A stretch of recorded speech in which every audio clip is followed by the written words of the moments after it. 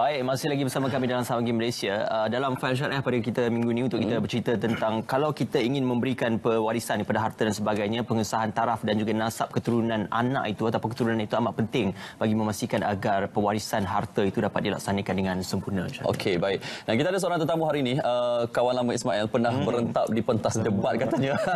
Dulu masa muda-muda, sekarang dah tak berapa nak muda semua dah. Kita ada usia dah. Saudara Khairul Fahmi Ramli, Peguam Syari'i. Khabar tuan? Baik, alhamdulillah. So, jumpa regu lama macam mana tengok? Ni saya ni. Rasa teringat kembali. Pidato yang dulu. Okey, baik.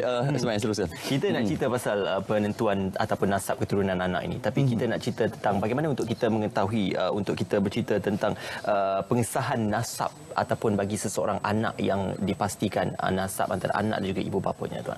Baik, bismillahirrahmanirrahim. Terima kasih pada pengacara. Kalau ikut tentang pengesahan nasab ni adalah satu tuntutan di dalam Mahkamah Tinggi Syariah lah.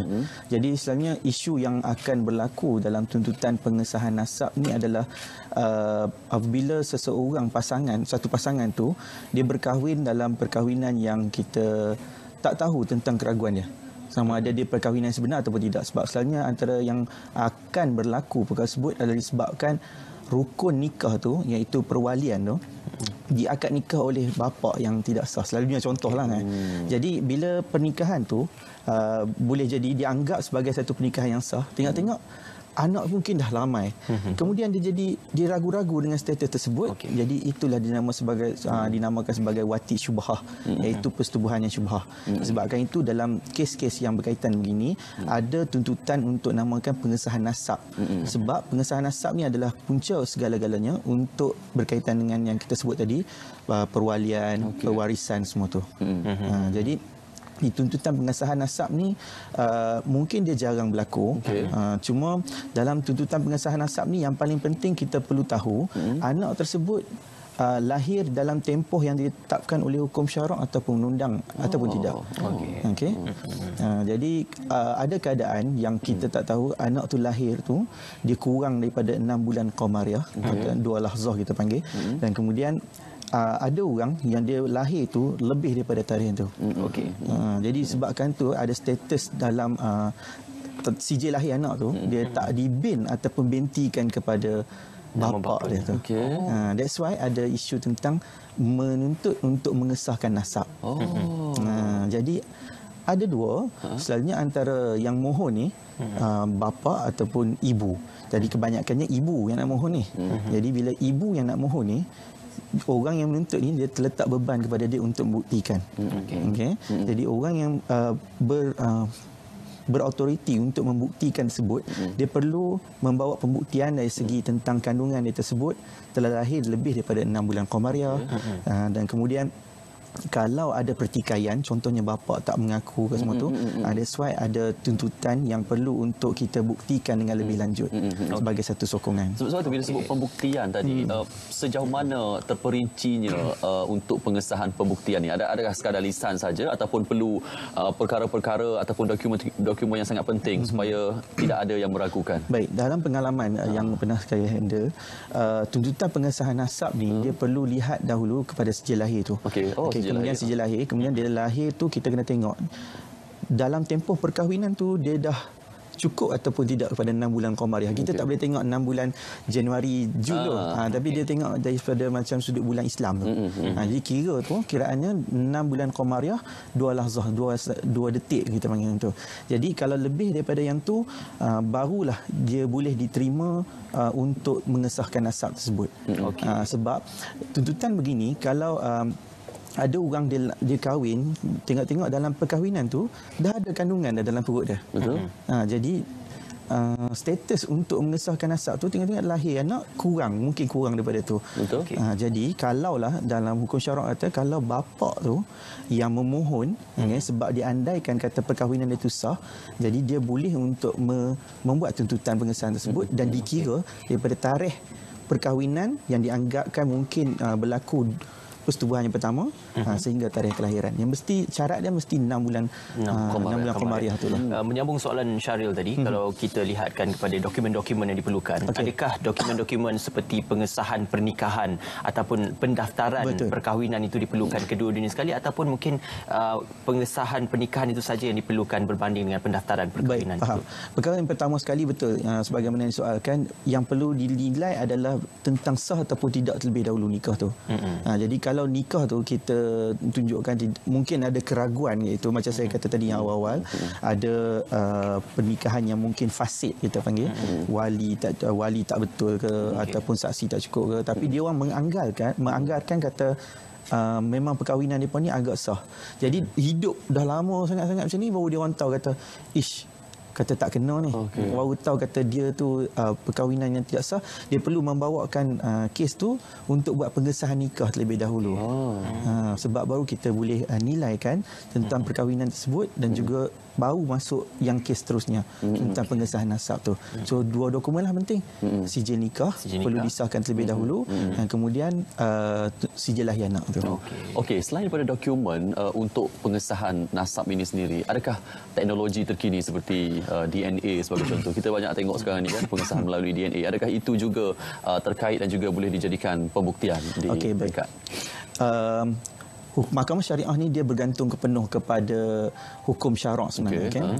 Jadi dalam berpandukan kepada hukum syarak, perkara pertama bukan diletakkan sebagai DNA ataupun pembuktian yang selainnya tersebut. Perkara pertama yang diletakkan adalah berkaitan dengan kesaksian tu. Kesaksian yang penting dulu. Tapi dalam kes tuntutan pengesahan nasab ni, apa-apa pun kita perlu menilaikan kepada perkahwinan yang tersebut sah ataupun tidak terlebih dahulu. Sebabnya kalau kita meletakkan DNA, yang kita tak pastikan mungkin dia akan mencapai 99% sama tu, tapi dia tak boleh letakkan sebagai perkara yang utama.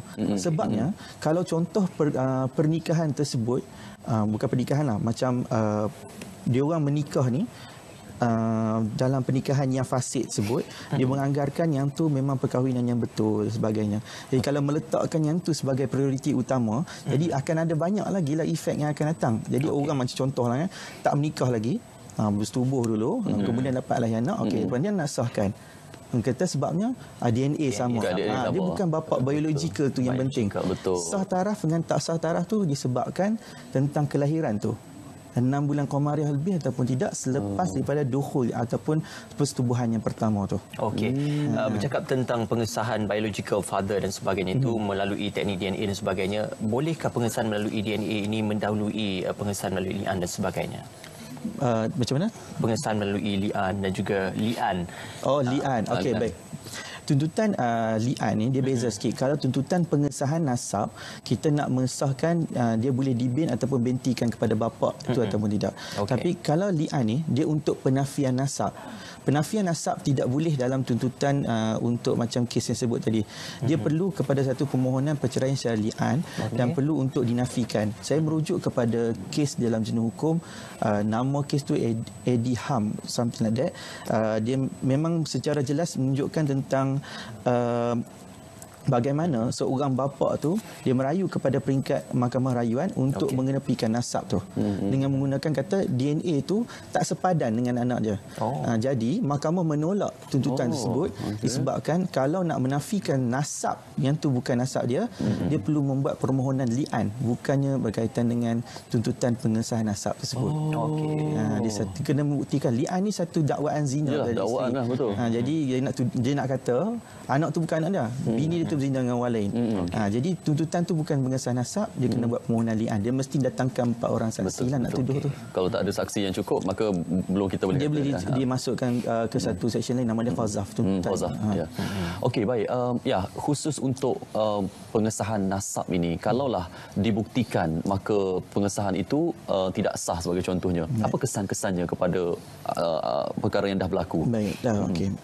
Jika seseorang anak tersebut tidak diiktiraf ataupun ditolak tuntutan untuk dibin ataupun bentikan tu, so anak tersebut dia adalah nasab kepada ibunya dan ke atas. Jadi macam contoh kalau seorang dia kata bapa biologikal pun tetapi dia tidak bertanggungan untuk nak bagi nafkah. Jadi nafkah memang tertanggung sepenuhnya kepada ibu terus bawah dan ibu juga kepada bapa ibu dan sebagainya. Keturunan ibu lah kira. Ya. Dan anak tersebut dikira sebagai anak tak setaraf dan dia wali dia tersebut adalah wali kepada raja, wali hakim. Dari segi perwalian. Kemudian dari segi untuk pewarisan hanya di sebelah ibu sahaja yang boleh. Yang boleh. Warisan di sebelah ibu sahaja. Bagaimana pula dengan dari segi hubungan antara anak yang tidak sah taraf itu dengan bapanya? Contoh anak perempuan dengan bapanya, hubungan aurat dan sebagainya. Baik. Dari segi hukum syarak dia asal saya ada baca ada kaitan dengan hukum syarak ni tentang hubungan dia tu dia macam bapa dari segi aurat tu boleh tetapi dari segi yang sudut-sudut yang lain-lain tu macam pewarisan semua tu jadi isu. Okey, tapi dari segi perhubungan tu boleh jadi semacam seorang bapa dengan anak macam biasa. Tetapi ada satu keadaan kita beritahu satu fakta baru kalaulah dia dikira macam contoh kita bapa biologikal tapi dia bukan dibin ataupun bintikan. Jadi fact yang bestnya dia boleh kahwin. Sebab dia bukannya dari segi nasab tu dia bukan kepada apa tu. Sebab dia contoh binti Abdullah. Biasa kalau yang tak sah taraf ni kita berbintikan Abdullah. Betul. That's why jadi dia dari segi hukum tu kata boleh kahwin lah. Cuma dari sudut biologikal tu tak bagus lah. Dia mungkin akan mendatangkan banyak lagi kesan yang lebih buruk. Dia still bapa biologikal dan kahwin dengan anak biologikal tak kenal lah kan. Betul. Tapi dari segi nasab tu Okey. Baik, dari sudut pengurusan harta pula sebagai contoh. Okey, boleh kita beri penekanan juga. Penekanan tentang harta. Baik. Saya kata tadi dah tentang harta seorang anak yang tak sah taraf dia hanya boleh berwariskan harta di sebelah ibunya sahaja. Ibu, bapa kepada ibu. Bapa melakon belah ibu ke itulah sebelah ibu sahaja. Okey. Tetapi kalau untuk di sebelah bapa walaupun bapa tu bapa biologikal yang boleh dibuktikan dengan DNA pun tak boleh juga kan. Kalau pemberian hibah dan sebagainya adakah yang tu tak ada masalah. Hibah ni pemberian sagu hati nak bagi kat siapa pun tak apa. Tapi kena cukup rukun lah. Alright. Di mahkamah sekarang ni banyak ke tuan kes-kes yang melibatkan pengesahan nasab ni? Kes pengesahan nasab ni dia rare lah. Dia jarang ada. Sebab ada keadaan pasangan ni dia rasakan perkahwinan dia tu sah. Ada kita anggap macam pernikahan kita tu mohon dekat jawi nak mohon untuk buang seorang semua tu pernikahan yang sah. Tapi ada keadaan pasangan ni dia rasa dia menikah dekat Siam tu dah sah. Tapi sedangkan tempat yang pergi tu mungkin tak diiktiraf. Ada keadaan orang ni dia rasa macam cukup aku buat ni ikut rukun saja. Ada saksi, wali, suami isteri semua tu. Kemudian nikah sendiri je. Bapa nikahkan sendiri semua tu dan tengok-tengok ada timbul tentang isu keraguan tu. That's why mungkin benda ni akan berlaku atas kesedaran tu sebenarnya. Betul. Kalau kesedaran tu baru boleh lah untuk nak buat tentang tu. Tapi kalau ikutkan secara keseluruhannya Syaril, kita melihat kepada pengesahan ketidaksah tarafan anak ini satu perkara yang mungkin akan sedikit merugikan pada anak itu. Banyak perkara-perkara yang dihalang ataupun tidak boleh kepada anak itu sendiri. Jadi bagaimana tujuan-tujuan bagi pihak mahkamah sendiri dalam usaha untuk membela hak anak ini seperti anak-anak yang lainnya? Anak tak sah taraf kita tidaklah macam syariah ni tidaklah macam nak menzalimi anak tersebut. Cumanya dari segi tentang hak mereka itulah yang ditetapkan oleh hukum syarak. Dia hanya boleh diwarisi oleh sebelah ibu. Nafkahnya juga kalaulah contoh ibu tak mampu nak tanggung, bapa kepada ibu pun tak boleh nak tanggung. Jadi dia ada terletak di bawah Baitul Mal. Jadi Baitul Mal adalah berperanan untuk menafkahi anak tersebut lah. Okey, baik. Tuan, kita ada pemanggil. Mungkin ada soalan khusus nak ditanya. Hello, Assalamualaikum Puan Ros. Hello. Waalaikumsalam. Ya, saya Puan Ros daripada Seremban ya. Okey, Puan Ros. Saya ada satu pertanyaan. Sekiranya seseorang anak angkat lelaki dibinkan kepada bapa angkat ya. And then dia akan berkahwin, perlu ke dia berterus terang kepada keluarga belah perempuan untuk menentukan nasab? Okey. Baik, terima kasih Puan Ros. Itu saja soalan saya. Baik, terima kasih. Anak angkat berbingkan bapa angkat je. Itu betul ke tak ada? Ada keadaan dia mungkin macam tu berlaku. Tapi ada sesetengah lah dia dipanggil istilhaq. Maksudnya dia macam membinkan kepada bapa angkat. Tetapi dari segi hukum syarak dia ada pertikaian lah tentang pandangan daripada Ibn Qayyim macam ni. Dia kata boleh dibinkan itu tersebut. Tetapi dalam bab pewarisan, dalam bab pernikahan, dia masih tak boleh lagi bapa angkat tu jadi. Tadi kalau kita dengar tu dia kata bin. Jadi kalau lelaki ni dia tak perlu pun wali. Asalnya binti lah, maksudnya anak perempuan ni. Jadi kalau ada anak perempuan ni, macam mana sekalipun bapa angkat, bapa tiri, bapa susuan, bapa zina sebagainya ni tak boleh. Hanya bapa kandung saja boleh jadi wali. Jadi dia mesti mohon ke Mahkamah Rendah Syariah dalam tuntutan permohonan wali hakim. Okey. Dalam isu penggunaan nama bapa, contohnya bapa yang bukan disahkan taraf kepada bapa kandung ataupun mungkin bapa angkat dan sebagainya itu, ada pihak yang menggunakan contohnya namanya nama bapanya adalah Azman. Nurul Azmira Azman, tidak diletakkan binti di situ. Maknanya terus diletakkan nama bapanya untuk tidak kita kata menunjukkan bahawasanya ada dibintikan nama bapanya itu. Jadi adakah dibolehkan dalam proses undang-undang dan sebagainya? Baik. Saya merujuk kepada satu kisah Nabi lah dulu. Nabi kan kita tahu dia ada seorang anak angkat namanya Zaid bin Harisah. Jadi ramai orang Arab panggil Zaid ni dengan nama Zaid bin Muhammad, Zaid bin Muhammad. Sehingga turun ayat Quran, Allah kata suruh panggil dia dengan Zaid bin Harisah. Panggillah dengan nama ayah kamu yang sebenar. Dengan ayah nama sebenar. Jadi tindakan orang yang panggil macam tu dia tak binkan, mungkin tak ada masalah, tetapi dia timbulkan fitnah pada orang lain. Dia rasakan macam ini anak kawan ni. Tujuan dia mungkin nak elak dari semasa kecil tu dari segi psikologi misalnya, kata takut, dia kata kita kena bayangkan apa yang berlaku kat anak tersebut kat sekolah kan. Jadi dia kata nama ayah ni lain, awak nama ni lain. Jadi yang tu yang menyebabkan kepada ada setengah orang tu dia panggil straight forward macam tu saja. Macam yang kata tadi bin, dia tak sebut Azman, bin Azman. Dia sebut Azman tu saja. Ada dulu sebelum pindaan JPN tu dia boleh sebut kepada contoh maulad. Yang sebut kalau kita bin, kita memang dinasabkan kepada bapa kita. Tapi ada keadaan dulu maulad tu boleh diguna pakai. Jadi maulad ni nak menunjukkan kepada anak tu anak angkat. Tetapi sekarang ni dah tak ada dah benda tu. Semuanya boleh kena dibinkan atas nama sifat nama Allah. Okey, baik. Dan jika ada penonton yang mungkin sedang menyaksikan ketika ini yang bila dengar perkongsian ni baru terasa nak ataupun rasa sedar balik. Betul. So dia punya proses stepnya apa yang kena buat dulu, tuan? Proses untuk pengesahan nasab. Untuk pengesahan nasab. Okey, kalau ada timbul tentang isu keraguan tentang nasab anak ni, pertama sekali dia perlu pergi ke Mahkamah Tinggi Syariah.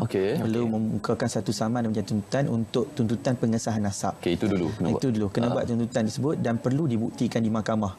Okey, selalunya ibu yang menuntut. Jadi bila ibu yang menuntut, dia ada pemberatan sikit. Jadi sebab dia akan mungkin ada sampai satu tahap dia perlukan kepada DNA itu untuk buktikan.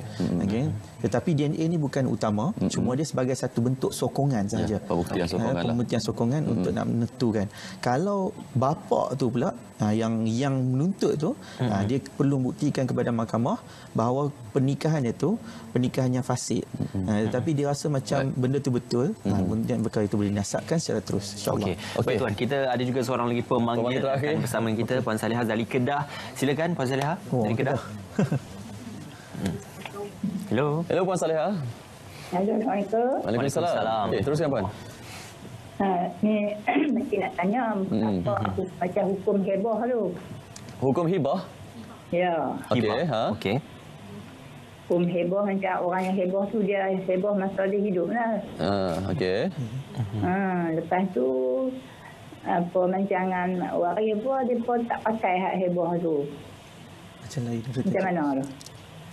Macam mana waris dia tak nak pakai? Waris tak perasan apa dia ni? Waris dia tahu lah kan hibah tu masa orang yang hibah tu masih hidup lagi. Okey, betul. Kalau dia buat hibah kat tuan tu kan. Buat hibah sewaktu dia. Lah ni jadi dia pun nafi buang benda tu. Okey. Baik. Okey. Di dalam geran semua ada nama yang inilah yang dia heboh tu kan. Okey, baik. InsyaAllah kita faham soalannya. Baik, terima kasih Puan Salihah. Kedah. Ya ni orang Kedah lari pada topik sikit. Yalah, hibah. Okey, tak apa. Hibah ni kalaulah contoh ada orang yang dia kata hibah ni dia buat tapi tak ada pembuktian contoh perkara tersebut. Perkara ni yang perlu dibawakan ke mahkamah. Dia perlu ke Mahkamah Tinggi. Kalau Kedah, Mahkamah Tinggi Syariah Anak Bukit lah, tempat saya duduk pergi tu, untuk nak buat permohonan pengesahan hibah di hadapan Hakim Mahkamah Tinggi. Dan orang yang menuntut tu dia kena buktikan apa elemen-elemen pembuktian yang dia nak kata hibah ni sah. Segi rukun semua tu kena clear lah. Tapi kalau nak relate untuk anak angkat, hibah untuk anak angkat tak ada masalah. Yang penting hibah ni cukup rukunnya. Cukup syaratnya. Cukup syarat. Okey, baik, secara kesimpulannya tuan ya, kita nak melihat apakah harapan tuan dalam melihat kepada perkara ini dalam untuk kita memberikan pandangan dan juga informasi kepada masyarakat yang lebih jelas tentang pembuktian nasab keturunan anak ini dan kepentingannya dalam agama kita sendiri. Saya dalam penulisan-penulisan saya dalam Facebook dan media portal terkini semua sebagainya, saya selalu menekankan tentang keprihatinan seorang lelaki tersebut dalam isu perceraian misalnya kata. Sebabnya lelaki ada yang ramai bercerai kat rumah, dia marah dalam keadaan marah, kemudian dia tak mau pergi ke mahkamah untuk sahkan. Contoh, ada sampai setahap tu pasangan dia bercerai dengan talak 3, tapi dia tak mau mengaku. Duduk rumah biasa. Duduk rumah macam biasa. Jadi dia tak tahu tentang apa kesan nasab anak yang dilahirkan selepas daripada perceraian tu. Betul. Yang sebab Islam amat menitik beratkan tentang nasab. Ini hubungan dia dengan Allah SWT saja. Okey, baik. Bab tu insya-Allah kita kena cerita panjang lagi lepas ni. Panjang. Baik, terima kasih sekali lagi pada Tuan Khairul Fahmi kerana bersama dengan kami. Insya-Allah kita akan panjangkan lagi perbincangan kita dalam segmen-segmen lain.